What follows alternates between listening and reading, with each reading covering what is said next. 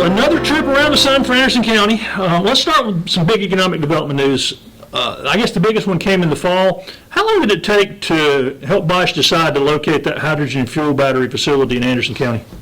Well, Bosch conducted their own search with all of the facilities that they own around the world. And at the end, it was us and two other places. And the county worked very hard, and our council stepped up to the plate big time to make sure that that was here in Anderson, because that really is an international announcement, and it is part of the future of energy in the world. And so we're very happy to have it here, and we're also happy to have all of the new jobs that are going to come here because of that. And those are going to be jobs that pay very well. And Bosch has been a great neighbor here since they located here in 1985. They've continued to grow, continue to expand. And you find a whole lot of people who've worked at Bosch their whole careers. And so we're excited about it. We're glad they put their trust and faith in us and that we would have the workforce to implement what they want to do. And I mean, they're moving ahead gangbusters on that project right now. That's one of the biggest investments we've had announced in a while, isn't it? It's really big, really big. But It's $300-something million. $350 million off the top of my head. But we have had some really good announcements last year. Yeah, another one, I remember another company brought in, 50 to 60 jobs paying more than $40 an hour? Yep. A company do that. And then earlier, FedEx announced that $45 million logistics. That one, though, it didn't have to start with very many jobs. It looks like the building's already up. Will there be more jobs there? There'll be a lot more jobs.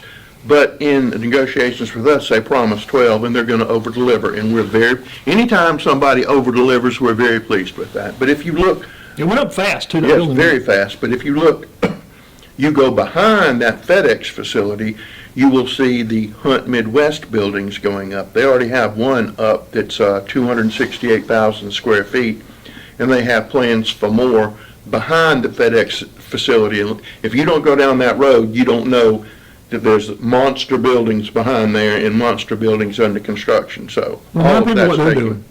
Well, Hunt Midwest they do warehousing and spec buildings. So, people can come in there and put a factory here, but we're getting a lot of traffic on all of our buildings. I mean, we've got one building, I'm not going to mention which one, it's got 4 offers on it right now from really good companies.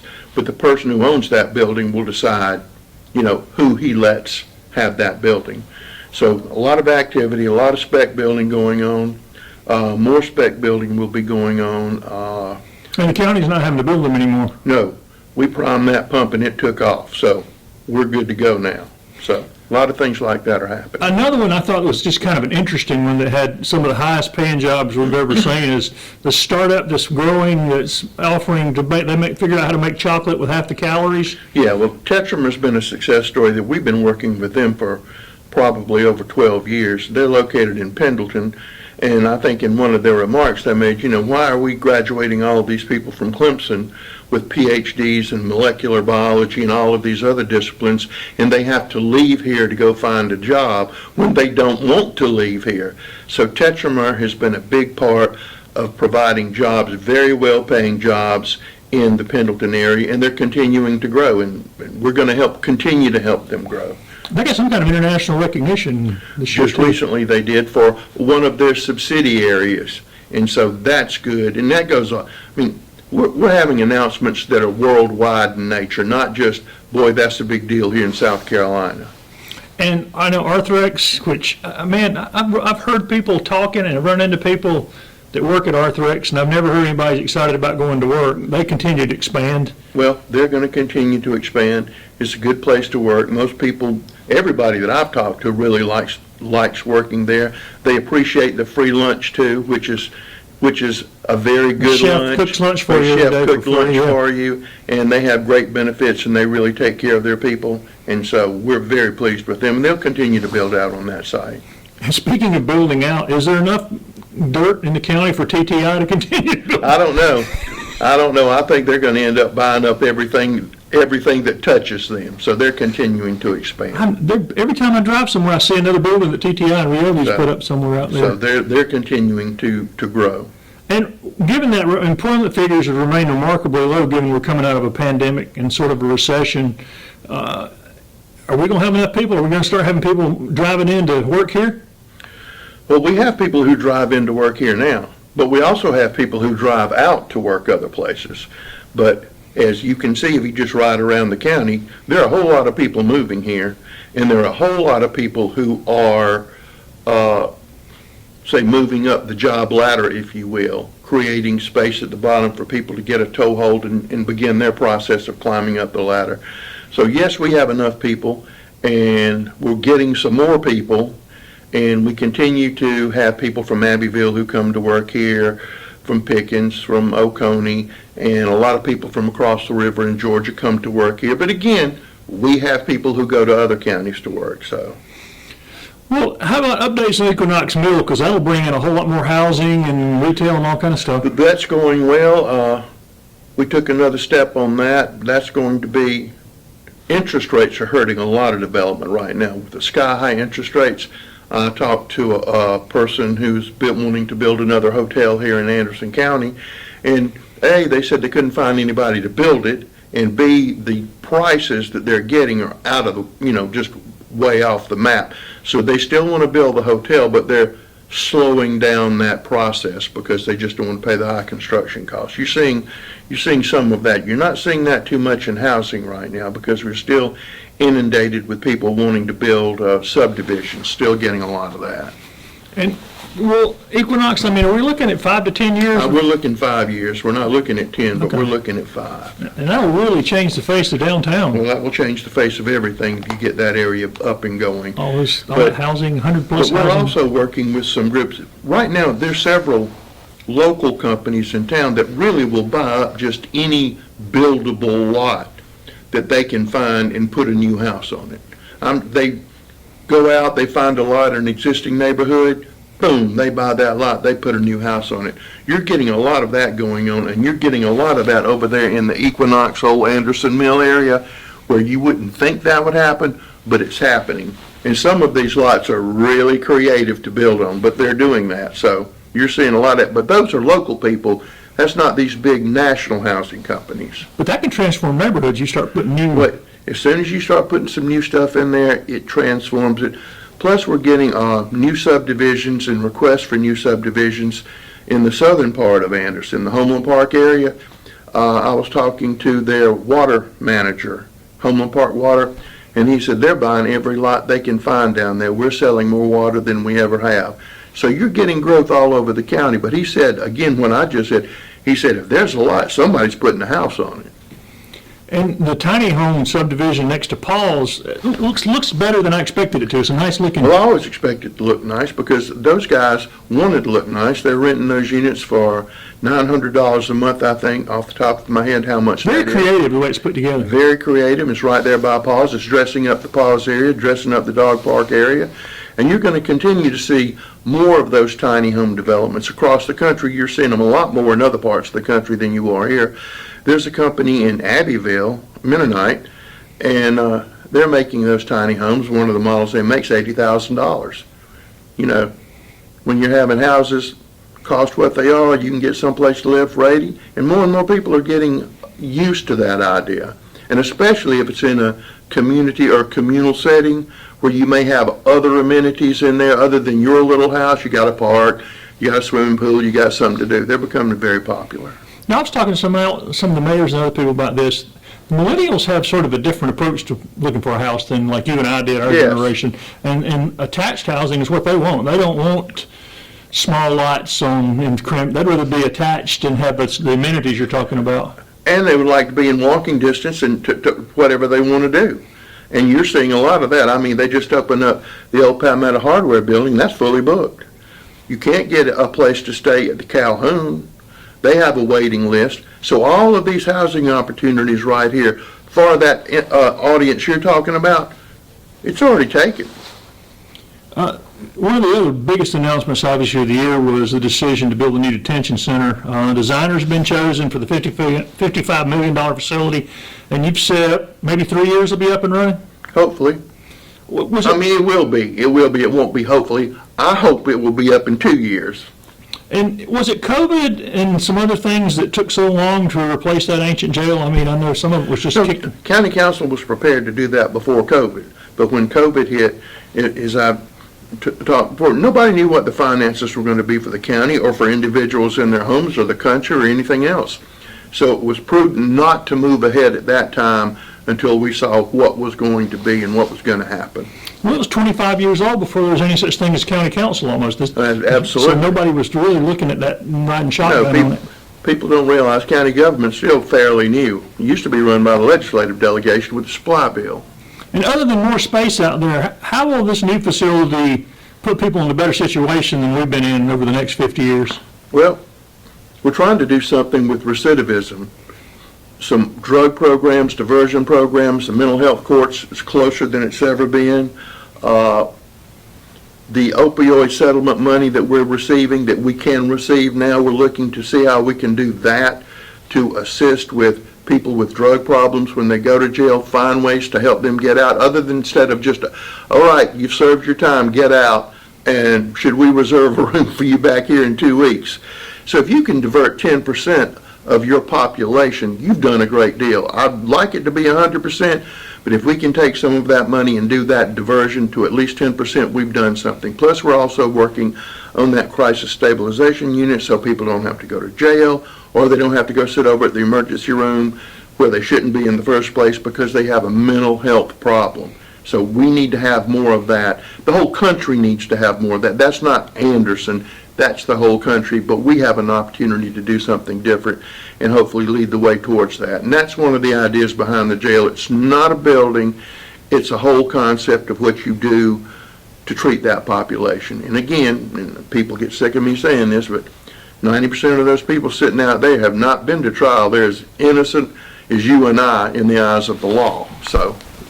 And the model of the drug court, they don't even go to jail sometimes. They go through a program. They're diverted into a program. And they're monitored, and they take take if drug they finish, tests. they never go to jail. They never go to jail, but they're strictly monitored. They get the help they need. If they fall off, boom, they can go to jail, but here's an alternative path that you can go.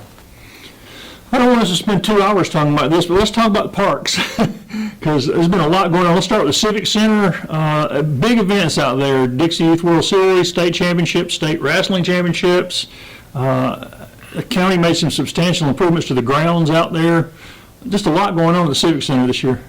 We're still looking for money to complete Kid Venture, one of the big projects we have right now, and we're collecting money for that every day. We got an additional appropriation from the legislative delegation the other day for our playground out at the airport. We have a price tag on that of $350,000. Right now we're sitting at around $200,000, and we're snatching every grant money, every piece of grant money we can, and we have a lot of individuals who have donated substantial money to that, and we're waiting on a couple of big grant announcements. I would love for that aviation themed playground to be open by next June.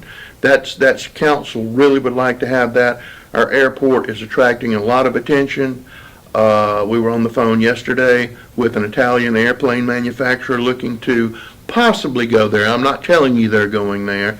And we've all had some interest from people who would like to put a hotel out at our airport. So council's vision to let's get rid of this dumpy terminal and make something really nice and spruce up, fix all our runways and bring people in. We also have people who want to put their corporate jets there now. So that's one of the new frontiers. Our airport manager, Brett Garrison, who's been there almost 2 years now, has really changed the way that place looks, thinks, and operates.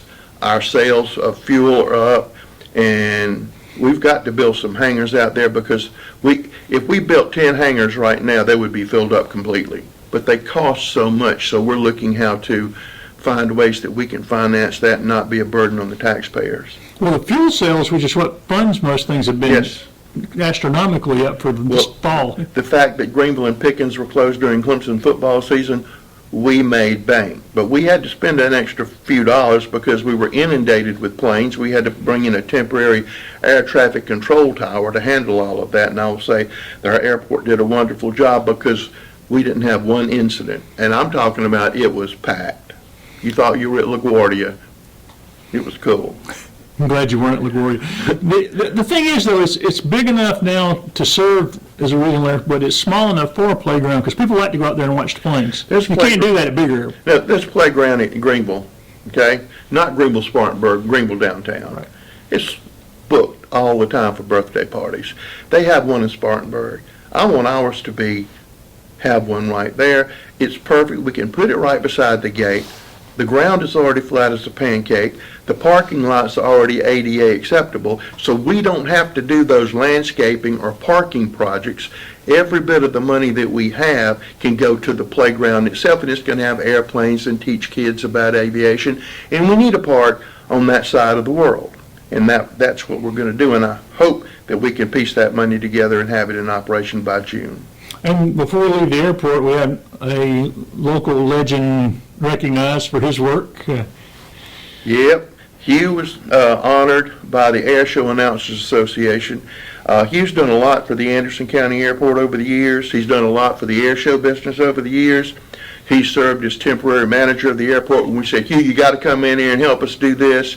And he's always been one of the greatest ambassadors we had for the Anderson Airport. So he's a special person, and he's being awarded a really big honor, and we're very, very happy for Hugh. Hall of Famer. Hall of Famer, but he always thought he was a Hall of Famer anyway. Well, you mentioned, back to the Civic Center, you mentioned Kid Venture. It really, what has been finished looks pretty complete. It doesn't look like an incomplete playground. It was A lot of designed people like out that, there. but we still have more to do, and then even after we finish these plans, there's more to do, because as the population grows, more people are going to go there. And we got a couple of wrinkles coming up for this season that are going to be a little different, that'll make it nicer, but that's a large chunk of money that we need to secure. And again, we're looking in all different places to get that money. But it is packed a lot of the time. It's packed a lot of the time. And we had to remove one of the older playgrounds over there, the smaller one, but it didn't meet any ADA requirement. There was no way to make it meet an ADA requirement, and it was just a hazard. So we moved that one and going to put all our dollars and effort into Kid Venture. And since you mentioned that, and we're talking about parks, it's been, gosh, a good while now that the county has made a real priority of ADA when they're working on boat ramps and parks and everything else. That's pretty high on your list.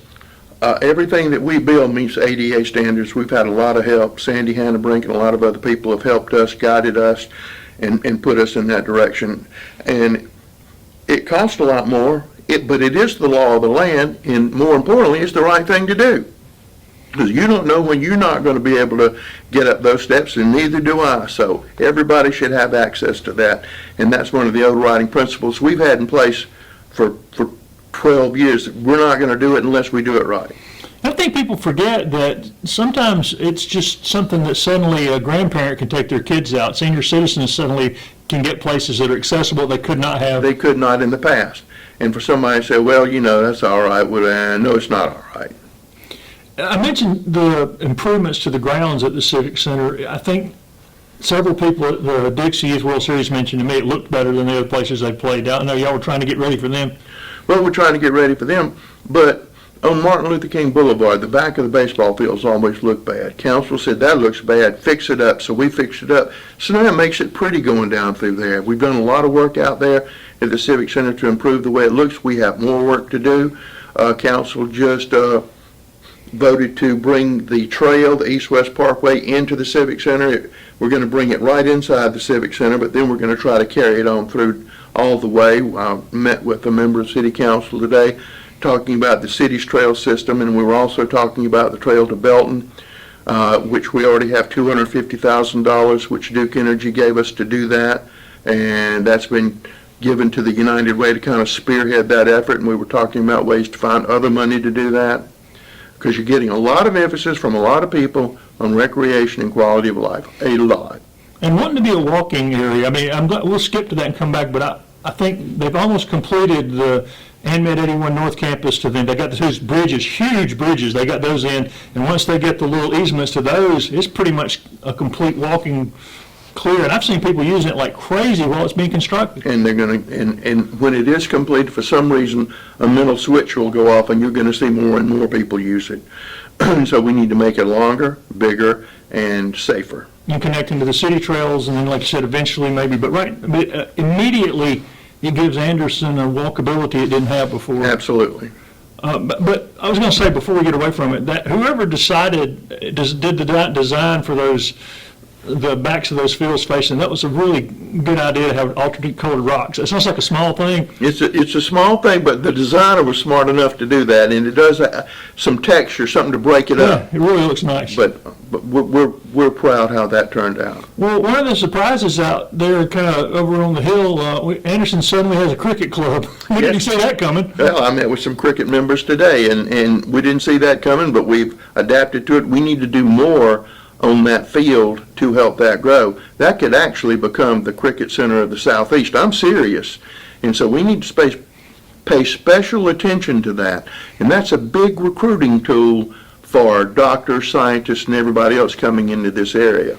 And plus it's fun, and it's another use that nobody else has at their civic centers or their large play areas. So. Yeah, I've heard some of the guys out there I talked to said it was better than Greenville and Spartanburg and other places they've been playing. It also, to me, reflects a growing diversity in the county that other things don't show it quite as ostentatiously. No, but but it is. I mean, this is a very diverse county. I mean, Clemson University brings people in from all over the world. Anderson University has people from all over the world. Even Tri-County Tech has the same thing.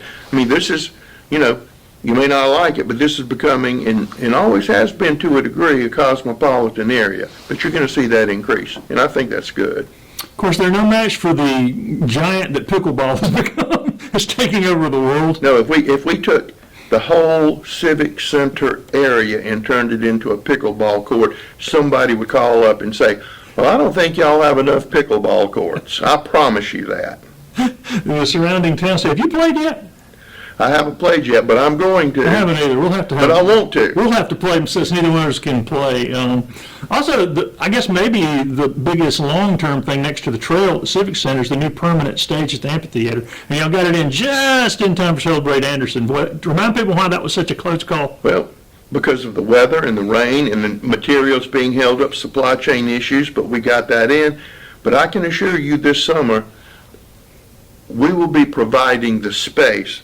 But we're going to have a very huge concert out there that's going to kick off a whole new era and things going out there because we have that new stage. We've never had a really good stage, but now we have a first-class stage, and I think, well, all I'm saying is in the summer, it's going to be some stuff. Are we going to do some new seating and stuff out there, too? I would love in for the us, plans? and council would love for us to have seating right near the stage. Premium seating kind of stuff? That's one of our goals, but we can't afford it right now because we don't want to put that burden on the taxpayers, but we're looking at ways to see if we can find money to do that because we need some fixed seating right there. And like you just mentioned, it's going to bring in acts that would not have considered coming here because we've got one. indoors at the Civic Center has just never had the greatest acoustics. It doesn't, but we have somebody coming in to look at the acoustics to see if they can retrofit. Well, that's a long need. It's a long need, and he is covered up with work, but he's one of the best in the Southeast. He's worth waiting on. Well, before we leave that area across the street, Anderson County dedicated a memorial to those who died in their area, but nobody claimed their bodies. I know this was a special project for you. Tell people what that was about. Well, it was people who died in our coroner's office. Don McCowan and Greg Shore really jumped behind this. But what do we do with them? I mean, we had people's ashes stacked all over that office, and that wasn't nice. And so we built this memorial out near the cemetery that we have out at the Civic Center, and it's a beautiful memorial, and we had a service there, and we promised at that time, as more people became available that nobody had claimed, we would do it again. And next Thursday at 10 o'clock, the second little service is going to take place at that marker, next Thursday at 10 o'clock. It'll be brief, but we promised people we were going to do that, and we were going to honor those people, and it would be a continuous process, so it's time to do it again. It's really well done. It's nice. It looks nice. And it's not just slapped together kind of. Our facilities department, which they do the greatest work in the world, they're behind that. They did that. They thought that up, and it's good. I did pick the location. Well, picking the location, though, was not at random. Tell people why that's an important historical. Well, because that cemetery's right there, and those people don't know that's a cemetery. A lot of people don't. That was from Stockade and from the pauper's house. Right. If It's the fenced-in area right behind the yes, memorial. and if people Mr. Rich Otter is writing a history of all of the property at the Civic Center. And I've had the privilege of hearing what he has done so far. And the story of how that property came to be Anderson County's is utterly fascinating. And I thought, if I thought I know everything about history, he opened my eyes like, I never heard of this. Coming from a pauper's house shared by Anderson and Pickens, it's crazy. I'll save that. He's worth a whole 2-hour interview on that. Yeah, and he has done a lot of other historical documents that Anderson, nobody else has taken time to do. But he's got this nailed down. Well, let's talk about the Saluda River Blue Trail. It saw a substantial expansion in 2022. Got water access at Piedmont Riverfront Park, new ramp, Belton Landing off Cooley Bridge Road. How will these new sites improve recreation down through the county? Well, as you know, on this council's agenda for next Tuesday, we have another step in getting our grant from the National Park Service, saying that will only be used for recreation. That's almost 30-acre site right there at the dam in Piedmont. We've already got $500,000 plus to develop that, so we're going to start doing some work on that pretty quick. We've also got some more stuff that we need to do at Green Pond, and the most important thing that's happened at Green Pond is Mr. Colin Smith, who works for Anderson County. And Colin's worked for us for a long time, and his father's worked for the county for a long time, Greg Smith, who runs our solid waste division, probably one of the greatest people in Anderson County, I'm just telling you. But his son won the tournament we had out at Green Pond. He won the doubles tournament, so that was a big deal. $25,000 prize. $25,000, but then he won the fish-off, and he won that, which guaranteed him a spot in the Bassmaster Classic. Now, unfortunately, we're not hosting this year, so we will be representing Anderson County in the Bassmaster Classic in Knoxville, Tennessee. So everybody in the county is proud of Colin, and everybody's going to support him, and we're going to support him because it's local boy does good. So we're all excited about that. Well, since you jumped to Green Pond, let's talk a little bit more about Green Pond. I think the legendary Green Pond Landing and Event Center Legendary Green Pond. generated somewhere around $40 million for the Yes. area in 2022. Yes. That's a $40 million impact. Yes. And we've talked about this a little bit before, but just the general impact of that facility, both for recruitment and also once Bassmaster had a tournament made, they keep looking back to us like it's their girlfriend. Well, always remember that, and it wasn't my idea, when we started this, Matt Shell, our director of parks, contacted Bassmaster and said, what do y'all want to see in a facility? So we gave them input before one blade of grass was disturbed. So they've been like present at the creation, which also created, they kind of feel like they got a stake in the deal too. So they've been very good to us as of last weekend. But even the weekend before that, we had the high school championship put on by Marty Walker. College, high school, and middle school, yeah. Yep. Put on by Marty Walker at Palmetto Marine. And I mean, you went down there and you saw a tent from it, just about every high school you could imagine down there, which made me so happy and excited. So that place has done what it was supposed to do, and it's done more, and it will continue to do even more. And the deep water launches were a big deal because we didn't really have that. No, we didn't have that. And, you know, the amphitheater was completed this year, Yes. and it's been used for a number of things, including all the weigh-ins and stuff. Yep. And also some theater productions. Any plans for concerts and stuff out there? Yep, looking towards concerts and plays for next year, next spring. Already looking at a couple of ideas out there for some free concerts, get somebody to sponsor them. And we're looking at some tribute bands to come out there and do that. And so we're working towards that. But one of the things that's held us back on that is we have to we have to invent all of the electrical, and we were able to receive some money from somebody else that's going to allow us to put in all the electrical systems we need there. And we're also working with another private company who's going to run sewer to their place.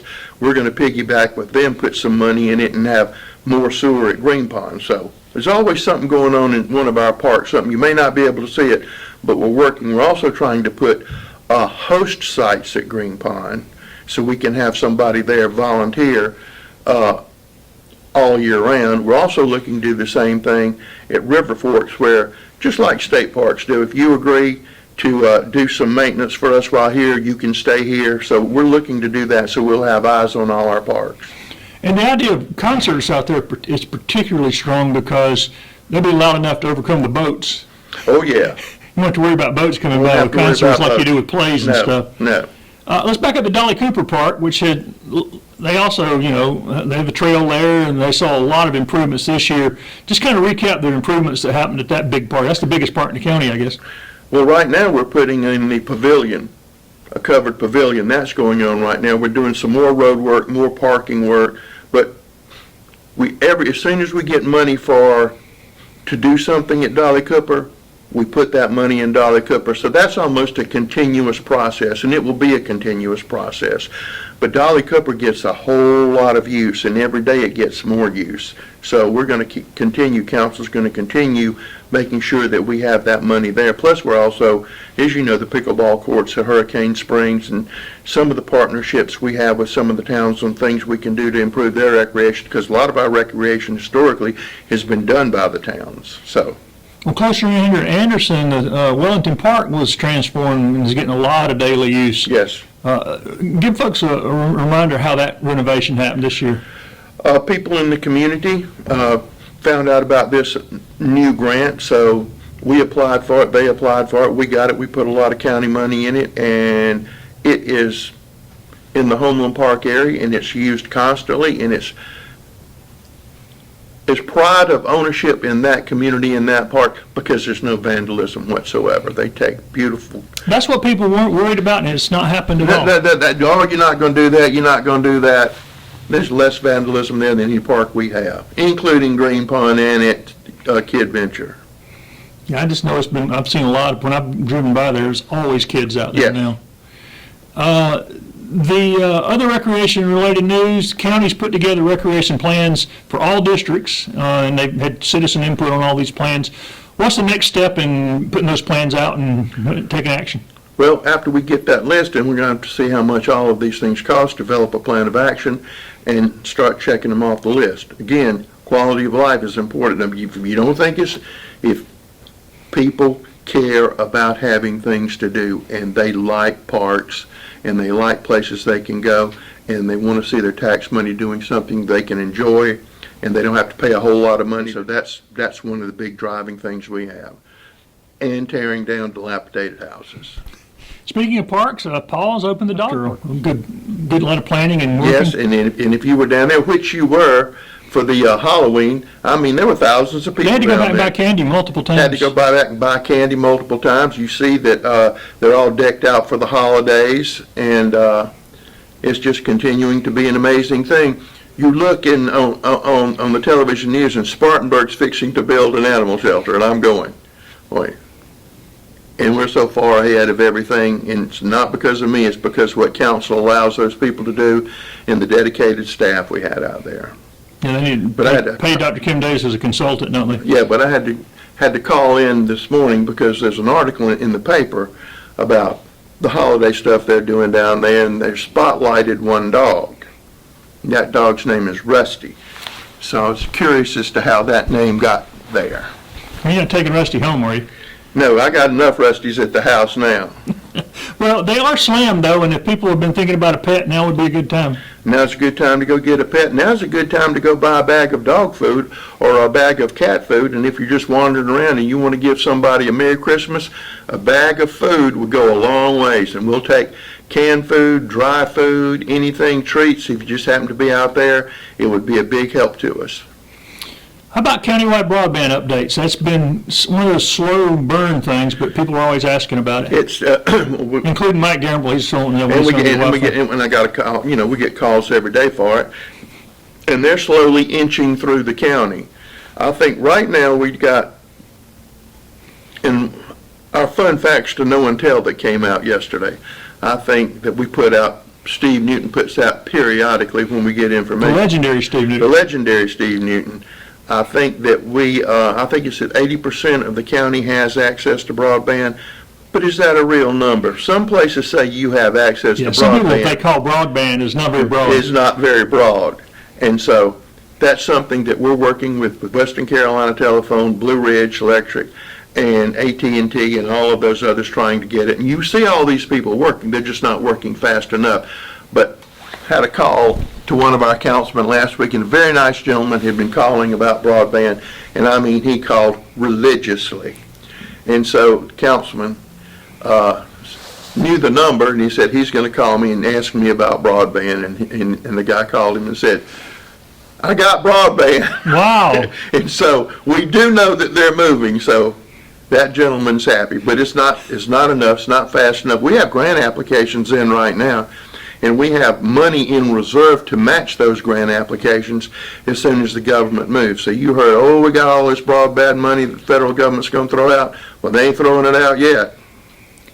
Well, you're also brought memorials downtown. That new firefighters memorial is dedicated. A lot of good comments on that. A lot of good, I think that brought the fire service together because we let all of the fire service and all of Anderson County participate. We had a wonderful ceremony. I think that's well received, and we're very pleased with that. Now we have a group working to put the Veterans Memorial at the Civic Center across from a Kid Venture, which would be more like a park Right, than just a mark. than a marker, more like a park. And they're beginning their fundraising efforts right now. I think it's $3 million to build that, but the county council has allocated land for them to do that in a very prominent place, because the memorial we have now, you can't find it. If I told you where it is, you can't find it because you're going to go in a parking lot and then walk down a hill. So it's not good. Well, speaking of the military, the museum's permanent military exhibit finally opened. What makes this exhibit so special for Anderson? Well, Anderson has a high proportion of veterans, people who from Anderson and people who've moved in, and so I think that's the biggest thing that the museum has done in many, many years. Don Chapman, now Representative Don Chapman, designed it. He did a magnificent job. I've been with tour groups going through and look at it, and everybody is just knocked over by it. And they're going to, some more things that they're going to do along those lines, but our museum is a treasure, and I'll put it up against any museum in the whole world, and we have other things coming up there. And one of the things that Beverly, who does a magnificent job running that museum, is it's time to put the lights back in the fountain. Because when the fountain I was going to go to the fountain. When the fountain, We got a cherub back? I didn't even look to see if the last don't know if the cherub's back. I have to go check. But now we need to put the lights back in the fountain. Well, for people who know what we're talking about, the fountain that was downtown Anderson was later literally found in pieces in a field, brought back to the museum, put together, rusted, needed some problems, so they sent it to, did you finish that up? Well, then a group restored it, but it wasn't restored. If they hadn't They done did the best they could. They did the best they could, and if they hadn't done that, there'd been nothing left to work with. But this involved the people who restored the Hunley and all of that stuff. And we sent it down there, and it stayed in a bath for a year and everything, and put it back together. And so now we have it back at the museum where it's safe. But when it was originally built, it had lights in that fountain. Yeah. And it was either the only one or one of two in the whole country that had lights in the fountain, and it's time to bring those lights back. Yeah, that would be something to see, and I think you'd have people out there taking pictures. I think so too. And plus we have the new courtyard at the museum for outdoor events, which I think is really nice too. Yeah, and it really did, they used to, Halloween and stuff, it really made a difference to have that little area out there. The busy year meant infrastructure improvements, and there was some grant money and other money coming in. Can you recap some of those infrastructure? We're still working to get sewer to exit 14. They're probably working there today. That's coming along real good. That area will blow up as soon as that's done. We've taken a lot of that money and redone sewer lines that have been in the ground since sewer was invented.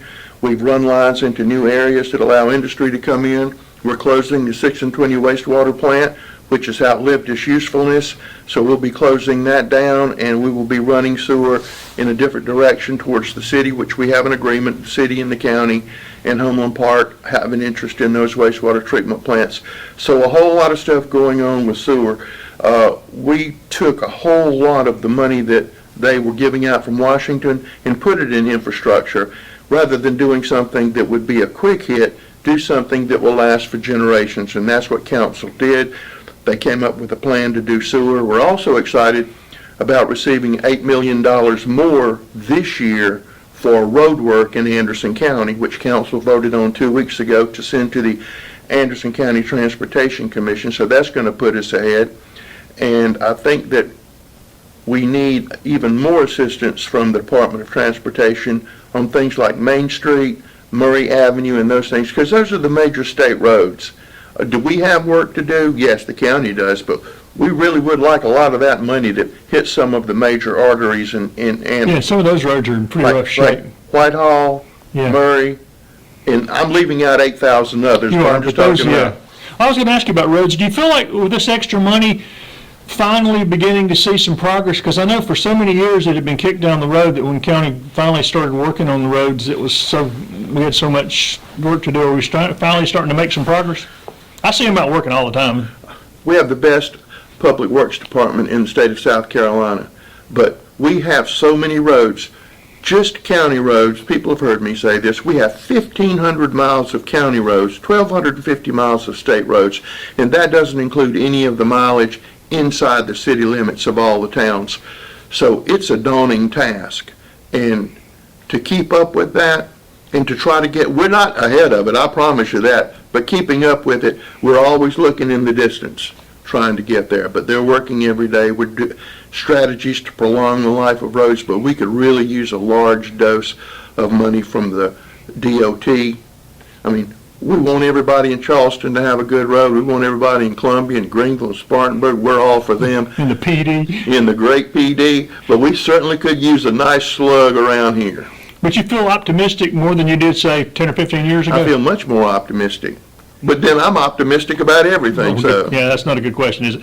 All right, 22 also marked the first full year and 4 months of countywide's EMS system. I know MedShore's getting all the vehicles to the stations finally, and because of back orders and stuff. And the county's been diligently tracking this new system. What are the stats telling you? Telling you it's working better than we imagined it to be. Our paramedic corps, we'll put them up against anybody in the state. We are fully staffed. No place else is fully staffed. Our goal to get to you under 10 minutes, we've about hit that 95% of the time. We had, on some of the transports, we've had some issues, but they had to do with personnel, not our personnel, the private contractor. They've addressed some of those issues, and it's getting better. And it must be getting better because everybody's coming here looking to see how we're doing it, and they can't get anybody to work. And I think our people take pride in their work, and we know from the letters we get from citizens that my daddy fell and there was somebody there in 5 minutes, and I mean, we just get lots of good feedback. We knew it was going to be bad for 6 months, but it's working better than council thought, and council they bit the bullet, went through it, and we've got the county pretty much covered right now. We've got a few spots, but we're trying to stay where growth is, and so it's working, and we've got some good people running that, and I think you can see them just about everywhere. Our partnership with ANMED has meant the world to us. They give us $1.4 million a year, plus they provide some oversight, medical oversight to us. So they've been our very valuable partner in helping us do what we do, and we want to continue that partnership with them, not only on that, but a lot of other ways. I think one of the biggest tangible outcomes of that people are seeing, these quick response vehicles. And what kind of feedback are y'all getting on those quick, that save money and time and also take care of what? The fact that they're quick, and the person in that vehicle is not an EMT, not an EMT2, it's a paramedic, the highest you can go. And these guys and gals, they like it because they are not transporting people. You don't go in that profession to tote a stretcher. That's part of the job, okay? And that's why you don't see a lot of older paramedics, because that's wear and tear on your body doing that all that time. Our paramedics go treat you. They treat you.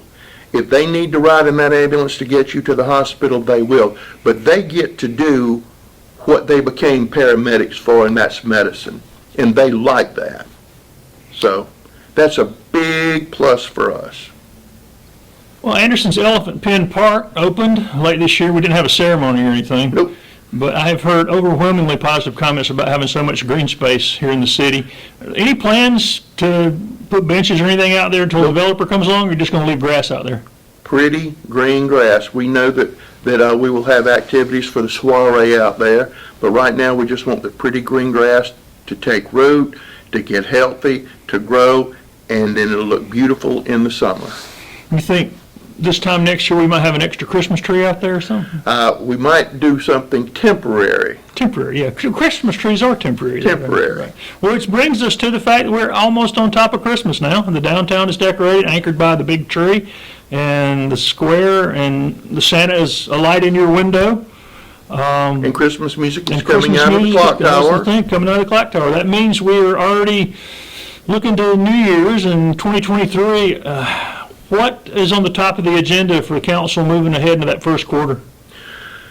We have some economic development projects that will be coming to fruition at that time, so that will take up some of their time. Naturally, because it will be halfway through the year, they'll begin to turn towards looking at the budget and setting goals and priorities. We'll have a new member of council that they will be setting committees and working with the new council member, and it'll be a busy first 3 months, but it'll be a good first 3 months because there are a lot of good things that are going to happen in Anderson, and a lot of good things are going to happen for the people in Anderson. So we're looking forward, happy. Speaking of happy, do you want to, until then, wish everybody a Merry Christmas, Happy New Year, and Absolutely, holidays? everybody have a Merry Christmas. Everybody have a good time. Everybody be safe, and Happy New Year.